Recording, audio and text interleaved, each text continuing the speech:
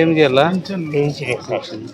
So commissioner గారు ఆయన చూడు పెన్షన్కి ఎలిజిబిలిటీ వస్తే చేతులు కూడా అన్ని బాగాలేదు.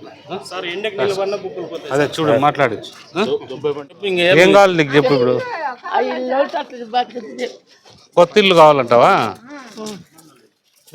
హౌసింగ్ వాళ్ళు డి రాసుకోండి. ఇద్దరు చనిపోయినారంట. ఆ సన్షైడ్ హెవీ వేసి చనిపోయినారంటున్నారు. సో కొత్త ఇల్లు శాంక్షన్ చేసి టాయిలెట్స్ అన్నీ వచ్చేటట్టు రాసుకో పేరు. కమిషనర్ గారు తీసేసినారంట. నోట్ చేసుకోమ్మా. నోట్ చేసుకో.